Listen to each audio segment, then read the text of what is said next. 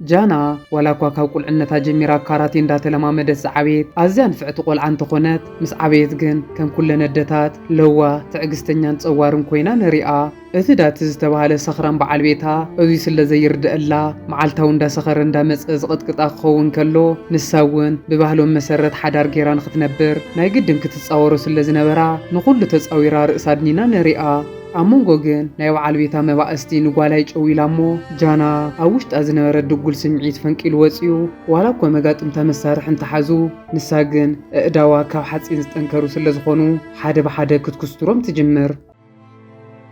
بدحريقو ناي فيلمنا ترئيت بخمي جانا نابزي هوت كم زقاتوت نختريقنا ندحريت تملسنا مو جانا معالتا وسرح سلة تسرح نقوالا أو حدا محبحب هسانات مسحام تسرح تنيا حديقات تا داخدت نرئي عبزوان اتنايتا سرح تنيا سبعي نجانا بعال بيت كينتاين دا سرحي وعلالو يبلامو نساقا داتي ناب سرح كم زخدا بمنغار ناب سرحا خد كد تجمر كم تجانا زبالتو داتي كل غزي نقو ناب سرحو زخد يخون امبر داتي حماق صباي سلزلو اب سراح مس مسارحتو زي السماع كخون كلو بتوسخ خا ناي الكول ناي قمار نولف سلزلو مشات اتا السرحه غنزب نام دا قمار كيدو يزطفا بتحده خا جانا او حد تكال تقوصيرات سرح ختكون كلا كابزي ترخو اتاوي نغوالان ناي غزا وص شفينا نبعل بيتا قمار مصوتيو نختو ايا تجدد كاب علتات حد معلتي داتي قمار اندات تصوت خلو جمانن سدين استوالو كل توداتي مو داتي اوتو قاريطو دات حبأن ريو داتي نقمار كبل كابزوم كل التسبات جنزب سلستلقحه قدمي حيتت معالتات حانيقوم جنزبنا مصلنا خولو كلو ابتوان جنزب سلزي نورو للوم عنت نخفلوم يو تسمامعو نيرو حجو جنزب سلزي ولو بزي ملكعو تحاويو يحلفومو ناب جزء بمخاد لوتر اندحاخخ نريو داتي لوتر سلزي وصحو عدلو ندارجه مخلو بعلت بيتو جانا مغوي حيزات مصمو نت مغو كيطعمه ماي زيل مغو خيبلعن بمبال زتوسنه جنزب تقبيلوا وصي خد داتي كاب غزو وصينا من دقمار زخد كخون كلو انتخونه جن ابز دقمار ون قدم حجز تلقحو جنزب سلزنورو اتودي قدم حجز تلقح خايو كيكفلكا ايص او تكاني ولمو شعوداتي كابت كاب بعل بيتو استقبلو زتوسنه جنزب بمخفال كصاوت ياتو نصبحيتو داتي دونغو ناب سرح يمصمو ازي زرأي حلافيو خا كان مجمريا ون مسرحتنياتات سلازي يسمامع نسخه ناي سرح سبيكون كان دحر حجي ناب سرح خيتملس بموال كاب سرحو يسوغو داتي كاب سرح تسوغيغو او حدا كاف كفيلو كلو بانغز تبعال ودي مصمو كل سب كم صلأ يفلط ايه يخون امبر ناتكا صباي مسناتنا سرح سلازخد بارادوم مس تبعال حلافنا زي تسرح بموال حتو بارادوم مالت ابزا ختما አሉ ዝተባለ ሓያል ጋንግስተር እዩ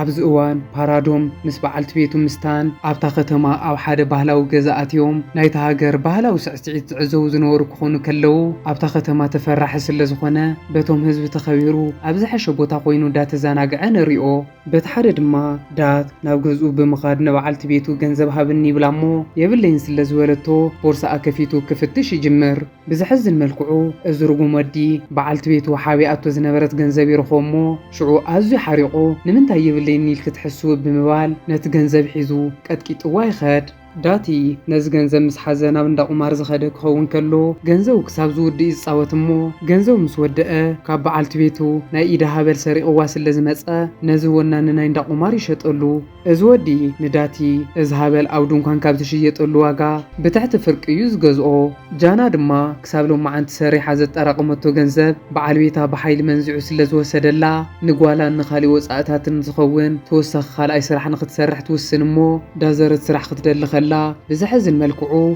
كلهم دنكانات سرحتنيا يندلن سلازويلوا نسانغوالان دخام طرحات ريفنا بجز اندا تملسا خلوا بروحوق حدا ود اندا تخاتاتلن نريو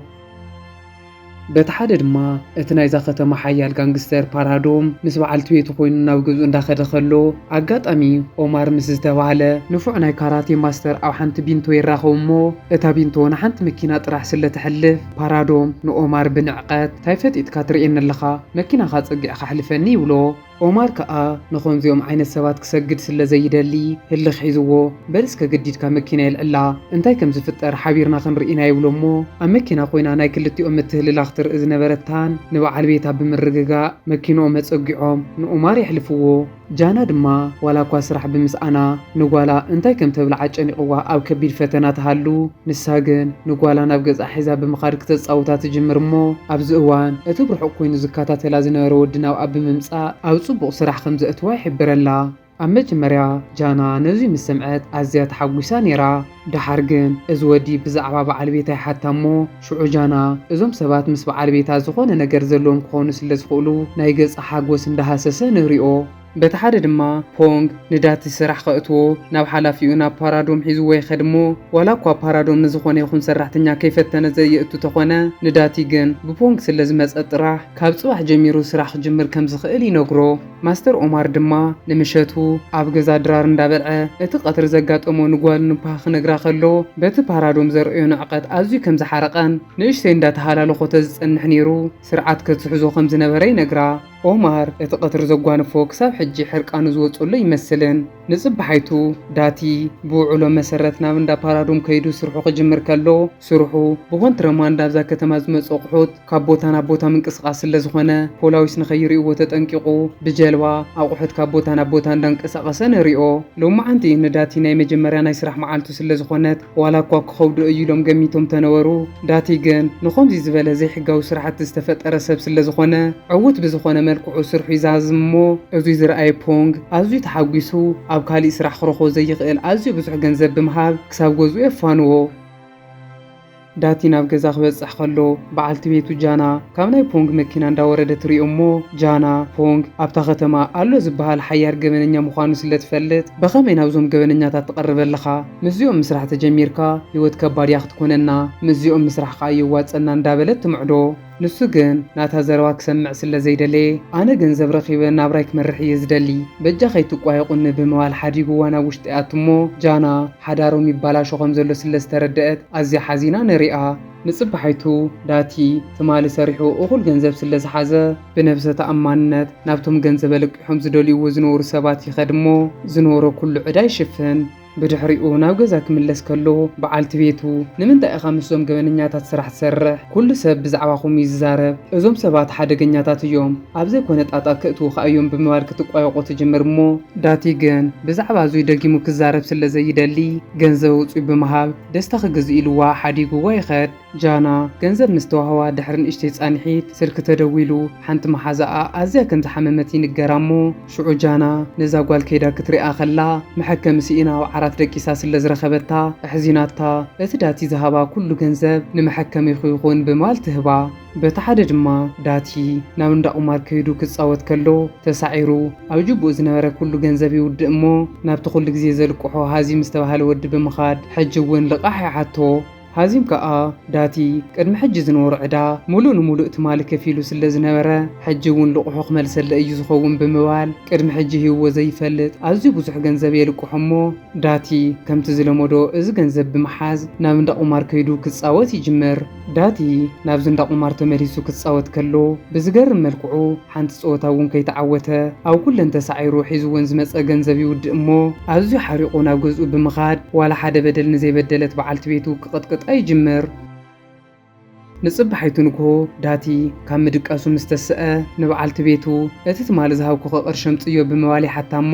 ጃና ግን ትማሊ እቲ ገንዘብ ምስ ተቐበለት መሐከሚ ሲኢና ዝወደቐት መሓዛኣ ሪኣ ካባይ ንላዕሊ ነዛ ዝሓመመት እዩ ዘድልያ ብምባል ሂባታ ስለ ዝነበረት እቲ ገንዘብ ንዝሓመመት መሓዛኣ ከም ዝሃበቶ ትሕብረሉ እሞ እዙይ ዝሰምዐ ዳቲ ኣዝዩ ሓሪቑ ንጃና እንዳቐጥቀጠ ናብ መኪንኡ ብምውሳድ ናብ ሓደ ሩባ ሒዝዋ ይኸድ። ሕጂ እውን ዳቲ ብጨጉራ እንዳጎተተ ተውፅኡ ከንገላታዓ ይጅምር እሞ ኣብዚ እዋን ጃና ትዕግስታ ስለ ዝወደአት ንስድራይን ንጓሌን ክብል እንዳተበደልኩ ክነብር ኣይደልን ብምባል ዓዊላ ትዛረቦ። እዙይ ዝሰምዐ ዳቲ ድማ እዚ ኩሉ ገንዘብ ምጥፋእ ከይኣክል ብኸመይ ከምዚ ኢላ ዓዊላ ትዛረበኒ ኢሉ ብምሕራቕ ደፊኡ ናብቲ ማይ የእትዋ እሞ ጃና ናብቲ ሩባ ምስ ኣተወት ኣጋጣሚ ኮይኑ ናይቲ ዘልቅሖ ወዲ ናይ ሃሲም ተላኣኽቲ ዝኾኑ እቶም ጀማን ሳዲን ዝተባሃሉ ክልተ ወዳት ይመፁ እሞ ዳቲ እዞም ሰባት እንተሒዞሞ ከም ዘይሰድዎ ስለ ዝተረድአ ንበዓልቲ ቤቶ ውሽጢ ሩባ ሓዲግዋ ብመኪና ኣምሊጡ ይኸድ። ድሕሪ ሒደት ፃንሒት ጃና ተበራቢራ ካብቲ ማይ ትወፅእ እሞ ይኹን እምበር ኣብ መንገዲ እንዳኸደት ከላ ሃንደበት ሕጂ እውን ስለ ዝወደቐት እታ ፓህ ዝተባሃለት ጓል ማስተር ኦማር ረኺባ ተልዕላ። በተሓደ ድማ ዳቲ እቶም ዘልቅሕዎ ሰባት ከይረኽብዎ ስለ ዝፈርሐ ኣብ ሓንቲ ክፍሊ ተሓቢኡ ናብ ፓንግ ይድውል እሞ ፓንግ ምግቢ ሒዙሉ ስለ ዝመፀ ክሳብ መዓዘ እየ ከምዚ ኢለ ተሓቢኤ ክሓልፎ ገንዘብ ኣልቅሐኒ እሞ ዕዳይ ክኸፍል ብምባል ንፓንግ ይሓቶ። ንጃና ድማ ናብ ገዛ ሒዛታ ስለ ዝኸደት ድሕሪ ነዊሕ ፃንሒት እውን ኣትምልስ እሞ ኣብ መጀመርያ ብስምባደ ኣበይ እየ ዘለኹ ብምባል ብድሕሪኡ ብዛዕባ ጓላ ክትሓቶም ከላ ማስተር ኦማር ኣብ ጎደና ወዲቓ ከም ዝረኸብዋ ብምንጋር ከረጋግዓ ይፍትን። ጃና ከምዚ ኢላ ብዛዕባ ጓላ ክትሻቐል ከላ ንሳ ግን ምስታ ሰራሕተኛ ገዲፋታ ስለ ዝነበረት እታ ሰራሕተኛ ነዛ ቆልዓ ዝወስዳ ሰብ ስለ ዝጠፍአ ምስታ ቆልዓ ብምዃን ገዝኦም ክደልይዎ ይጅምሩ። ፓንግ ድማ ምስ ዳቲ ፀኒሑ ናብ ገዝኡ እንዳኸደ ነቶም ንዳቲ ዘጓይዎ ዘለዉ ንሳዲን ንጀማንን ይረኽቦም እሞ እዞም ሰባት ንዳቲ ክንደየና የሻቕልዎ ከም ዘለዉ ስለ ዝፈልጥ ንኽልቲኦም ቀጥቂጡ ብሽጉጥ እንዳፈራርሐ ካብዚ ከባቢ ይባርሮም። ዳቲ ድማ ካብ ሓላፊኦም ካብ ፓራዶም ሓድሽ ስራሕ ስለ ዘይረኸበ ዕዱኡ ንክኸፍል ክብል ሓላፊኦም ዘይፈትዎ ስራሕ ንክሰርሕ ይውስን እሞ ብጀልባ ናብ ናይ ፓራዶም ፀላእቲ ብምኻድ ሽጉጥ እንዳሸጠሎም ንሪኦ። እዞም ጋንግስተራት ከዓ ናይ ፓራዶም መባእስቲ ብምዃኖም ድሕሪ ሕጂ እውን ተምፂኻልና ካብዚ ዝበለፀ ጌርና ክንገዝአካ ኢና ብምባል ቃል ይኣትውሉ እሞ ዳቲ ናብ ገዝኡ ክምለስ ከሎ ብዝሕዝን መልክዑ ሓደ ናይ ፓራዶም ሰብ ሪእዎ ብሞባይሉ ዳሰኣሎ ንሪኦ። ድሕሪ ሒደት ፃንሒት እዛ ቪድዮ ናብ ፓራዶም ትበፅሕ እሞ እዙይ ዝረኣይ ፓራዶም ኣዝዩ ሓሪቑ ቀልጢፍኩም ንዳቶም ፁለይ ብምባል ይእዝዝ። እዙይ ዘይፈልጥ ዳቲ ድማ ኣብ ሓደ ካፌ በይኑ ከፍ ኢሉ እንዳሃለወ ምስ ፓራዳ ዝሰርሑ ሰባት ይመፅዎ እሞ ኣብ መጀመርያ ምስ ረኣዮም ዋላ ሓደ ከም ዘይመሰሎ ብነፍሰ ተኣማንነት ዋላ እኳ ኮፍ ኢሉ ተነበረ ድሓር ግን ሃንደበት ነቲ ኮፍ ኢሎምሉ ዝነበሩ ወንበር ኣውዲቑ ዳጎየ ከምልጥ ይፍትን። ብድሕሪኡ ናብ ሓንቲ መኪና ይኣቱ እሞ በዛ መኪና ተጠቂሙ ንኸምልጥ ክፍትን ከሎ ናይ ፓራዳም ሰባት ደድሕሪኡ ዳተኸታተልዎ ንርኢ። ድሕሪ ነዊሕ ናይ እንጭዋን ድሙ ጉዕዞ ኣብ መጠረሽታ ናይ ፓራዳም ሰባት ናብ ቅድሚቱ ካሊእ መኪና ምፅኦም መንገዲ ይዓፅዎ እሞ ሽዑ ዳቲ ካብ መኪንኡ ብምውራድ ዳጎየ ይምልጥ። በቲ ሓደ ድማ ጃና በዓል ቤታ ደፊኡ ምስ ወደቓ ብዛዕባ ሕሉፍ ሂወታ ክትዝክር ስለ ዘይከኣለት ኣብ እንዳ ማስተር ኦማር ኮይና ናይ ካራቴ ትምህርቲ ክትመሃር ትጅምር እሞ ካብ ቁልዕነታ ጀሚራ ካራቴ ዳተለማመደት ስለ ዝዓበየት ሕጂ እውን ኩሎም ቴክኒካት በቐሊሉ መሊኻቶም ንሪኣ። በቲ ሓደ ድማ ፓራዶም እቶም ዝለኣኾም ሰባት ንዳቲ ሒዞም ስለ ዘምፅሉ ኣዝዩ ሓሪቑ ክቆፅዖም ይጅምር እሞ ኣብዚ እዋን ግን በዓልቲ ቤቱ ታን ብቐሊሉ ነዚ ወዲ ክትሕዞ ተደሊኻ ንዕኡ ዘግድሱ ሓደ ነገር ሓዘሉ። ሽዑ ዳቲ ከይፈተወ በዓሉ ናባኻ ክመፅእ እዩ ብምባል ትምዕዶ። ጃና ድማ ኣብ እንዳ ማስተር ኦማር ኮይና ሳላ መዓልታዊ ትገብሮ ምንቅስቃሳት ንጓላን ቅድሚ ሕጂ ትኽእሎም ዝነበረት ናይ ካራቴ ቴክኒካትን ክትዝክሮም ትጅምር እሞ ካብ ዕለታት ሓደ መዓልቲ ምስ ፓህ ብሓደ ኮይነ እንዳተዘናግዓ ከለዋ ሓደ ሌባ ናብ ፓህ ብምምፃእ ክሰርቃ ይብል። እዙይ ዝረኣየት ጃና ድማ ብትብዓት ምስ ሌባ ትገጥም እሞ ጃና ነዚ ወዲ ፍሉይ ናይ ካራቴ ክእለታት ተጠቂማ ብምቕጥቃጥ ንፓህ ተድሕና። ብድሕሪኡ ክልቲአን ኮይነን ናብ ገዝአን ምስ ተመልሳ ማስተር ኦማር ዋላ ሓደ ዘረባ ከይተዛረበ ብበትሪ ንጃና ካርማ ክፍትን ከሎ ጃና ንፍርቁ እንዳስሐተት ንፍርቁ ድማ ብናይ ካራቴ ቴክኒክ እንዳመለሰቶ ንሪኣ።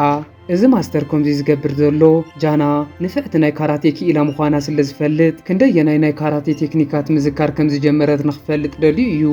ማስተር ኦማር ጃና ኣብ ጽቡቕ ኩነታት ከም ዘላ ይስተብል እሞ በቲ ኻሊእ ወገን ግን ናይ ፓራዶም ሰባት ንጓል ጃና ካብታ ሰራሕተኛ ሰሪቖም ከም ዝወሰድዋ ንርኢ።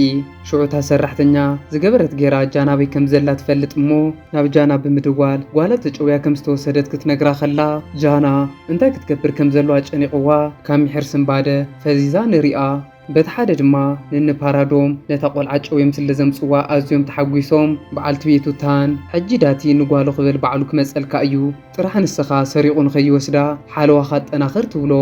ጃና ድማ ጓላ ከም ዝተጨወየት ምስ ሰምዐት ናብ ማስተር ኦማር ብምኻድ ንጓላ ንኽተድሕን ንክፈቕደላ ተሓቶ እሞ ማስተር ኦማር ከዓ ናብ ጓልክ ንኽትከድ ክፈቕደልኪ እየ ይኹን እምበር በይኒ ክኸድኪ ንጓልክ ክትድሕን ትኽእል ዶ ይትኽእል ንኽፈልጥ ናይ ግድን ሓደ ፈተና ክፍትነኪ እየ ይብላ እሞ ናብ ገምገም ባሕር ወሲዱ ክፍትና ከሎ ደስ ብዝብል መልክዑ ጃና ንኹሎም ፈተናታት ዳሓለፈቶም ንሪኣ።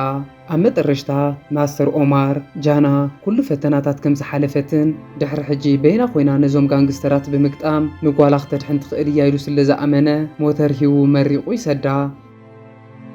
በቲ ሓደ ድማ ዳቲ በይኑ ኮይኑ ብዛዕባ ህይወቱ ክሓስብ ከሎ ቁማር ቅድሚ ምጅማሩ ዝተረጋግዐ ህይወት ከም ዝነበሮን ምስ በዓልቲ ቤቱ ምስ ጃናን ምስ ጓሉን ዘሕለፎም ምቁር እዋናት ይዝክር እሞ ብጣዕሳ ቁማር ንኸቋርፅ ይውስን። ማስተር ኦማር ከዓ ንምንታይ ምስ ፓራዶም ከም ዘይፋተው ክነግረና ከሎ ቅድሚ ብዙሕ ዓመታት ማስተር ኦማር ምስ ኣቡኡ ንፓራዶም ብሓደ እዮም ዝሰርሑ ነይሮም። ኣብ መንጎ ግን ኣቡኡ ንፓራዶም እቲ ብሓደ ዝነግድዎ ዝነበሩ ኣቋሪፁ ብኮንትሮባንድ ንግዲ ይጅምር እሞ ከይፈተው ክልቲኦም ይፈላለዩ። ኣቡ ንፓራዶም ናይ ኮንትሮባንዳ ስራሕ ምስ ጀመረ ድሕሪ ሂደት መዓልታት እዩ ብጸላእቱ ተቐቲሉ። እዚ ዝፈልጥ ፓራዶም ድማ ንማስተር ኦማር ንስኻ ምስኡ ትሰርሕ ተትህሉ ነርካ ኣቦይ ሞተን ብምባል ዝጸልኦ ክኸውን ከሎ ማስተር ኦማር ግን ኮንትሮባንዳ ክሰርሕ ስለ ዘይደሊ ካሊእ መማረፂ ከም ዘይነበሮ እዩ ዝነግሮ። ብድሕሪኡ ናይ ፊልምና ትርኢት ናብ ጃና ክትመልሰና ኸላ ጃና ብሞተር ናብቲ ንፓራዶም ዘለውዎ ቦታ ትበጽሕ እሞ ነቲ ቦታ ክትሪኦ ኸላ ኣብ መጀመርያ ሰብ ዘለዎ ይመስልን ነይሩ። ሰብ የለን ኢላ ብነፃነት እንዳተንቀሳቐሰት ከላ ግን ሃንደበት ተሓዊኦም ዝነበሩ ናይ ፓራዶም ሰባት ይወፁ እሞ ክገጥሙላ ይጅምሩ። ጃና ከዓ ከምዚ ከጋጥም ከም ዝኽእል ተረዲኣ ተዳልያ ስለ ዝመፀት ብነፍሰ ተኣማንነት ገጢማ ንኹሎም ክትቅጥቅጦም ትጅምር እሞ ሃንደበት ሓደ ወዲ ብድሕሪታ መፅኡ ክሃርማ ክብል በዓል ቤታ ዳቲ መፅኡ ነቲ ወዲ ውዲቑ የድሕና። ጃና ንዳቲ ምስ ረኣየቶ ኣብ መጀመርያ ዳቲ እውን ምስኦም ዝሰርሕ መሲልዋ ኣዝያ ሓሪቓ ጓል ናበየላ ትብሎ እሞ ይኹን እምበር ዳቲ ምዞም ሰባት ከም ዘይሰርሕን ጓለበይ ከም ዘላ ከም ዘይፈልጥን ምስ ነገራ ጃና ንበይኑ ገዲፋቶ ብሞተር ናብ ፓራዶም ክትከድ ትጅምር። ኣብቲ ሕጂ ጃና ትኸዶ ዘላ ቦታ ፓራዶም ምስ በዓልቲ ቤቱ ዝነብሩሉ ክኸውን ከሎ ንፓራዶም ካብ ሕጊ ወፃኢ ብዝኾነ መልክዑ ህፃውንቲ ቆልዑት ናብ ካሊእ ዓዲ ከም ዘዘዋውሩን እዙይ ከዓ ንዕኦም ሓድሽ ከም ዘይኮነን ንዕዘብ። ታን ግን ንጓል ጃና ስለ ዝፈተወታ ካብተን ናብ ካሊእ ዓዲ ንኽወሰዳ ተዳልየን ዝነበራ ቆልዑ ፈልያ ተትርፋ እሞ ድሕሪ ሂደት ጻንሒት ጃና ናብቲ ገዛ ክትበፅሕ ከላ ኣብ ኣፋፌት ምስ ዝፀንሓ ወዲ ብምበኣስ ስርሓ ትጅምር። በቲ ሓደ ድማ ዳቲ ንሱ እውን ንጓሉ ክብል ብትብዓት ናብ ንፓራዶም ዝመፀ ክኸውን ከሎ እዚ ዝረኣዩ ንፓራዶም ከቢቦም ክቐጥቅጥዎ ይጅምሩ እሞ ጃና ግን ነቶም ኣብ ኣፋፌት ዝፀንሕዋ ናይ ፓራዶም ሰባት ቀጥቂጣቶም ናብ ውሽጢ ስለ ዝኣተወት ንበዓል ቤታ ሓጊዛ ምስ ንፓራዶም ክትገጥም ትጅምር። ጃና ኣብ ቅድሚኣ ምስ ዝፀንሕዋ ናይ ፓራዶም ሰባት ገጢማ ንኹሉ መዘሪራ ምስ ወድአት ምስ ፓራዶም ትራኸብ እሞ ፓራዶም እውን ካብቶም ንሱ ዝሰደዶም ሰባት ዝተፈለየ ዕድል ስለ ዘይፀንሖ ብቐሊሉ ድቂሳቶ ናብ ውሽጢ ተኣቱ። ጃና ናብ ውሽጢ ምስ ኣተወት ኣብ መጠረሽታ ምስ በዓልቲ ቤቱ ንፓራዶም ምስታን ይራኸባ እሞ ታን ኣዝያ ንፍዕቲ ተባእሲት ስለ ዝነበረት ዝያዳቶም ቅድሚ ሕጂ ዝረኸበቶም ሰባት ፈቲናታ ንሪኣ። ድሕሪ ሓያል ባእሲ ታን ትብርትዓ እሞ ኣብ መሬት ወዲቓ ክትቅጥቅጣ ኸላ ጃና ብኣፋን በፍንጫን ደን ትጎስዕ። ኣብዚ እዋን ጃና ቅድሚ ነዊሕ እዋን ምስ ጓላ ዘሕለፈቶ ይዝከራ እሞ ሽዑ ዝተዘክሮ ፍሉይ ሓይሊ ስለ ዝሃባ ዘሎን ዘየለን ሓይላ ተጠቂማ ብምግጣም ንታን ትስዕራ። ኣብ መጠረሽታ ጃና ድሕሪ ክንደይ መከራ ንጓላ ክትረኽባ ኸላ ዳቲ ድማ ንፓራዶም ዝቐትለላ ዓድል ይረክብ እሞ ክቐትሎ ክብል ሃንደበት ፓንግ ሽጉጥ ሒዙ መፅኡ ደው የብሎ። ፓንግ ክሳብ ሕጂ ምስ ፓራዶም ዝሰርሕ መሲሉ ዝስልል ዝነበረ ፖሊስ ክኸውን ከሎ ሕጂ ከዓ ብዛዕባ ንፓራዶም ዝሰርሕዎም ገበናት እኹል ሓበሬታ ስለ ዝረኸበ ዋላ ሓደ ሰብ ንኸይቕተል ተጠንቂቑ ንፓራዶም ምስ በዓልቲ ቤቱ ታነን ምስ ኩሎም ሰራሕተኛታቱን የእስሮም። ኣብ ናይ ፊልምና ናይ መጠረሽታ ትርኢት ድማ ዳቲ ናብ በዓልቲ ቤቱ ናብ ጃና ብምኻድ ቅድሚ ሕጂ ስለ ዝበደላ ተጣዒሱ ይቕሬታ ይሓታ እሞ ጃና እውን ይቕሬትኡ ተቐቢላ ክልቲኦም ሕጉሳት ኮይኖም ዳነበሩ ዳረኣና ፊልምና ትውዳእ።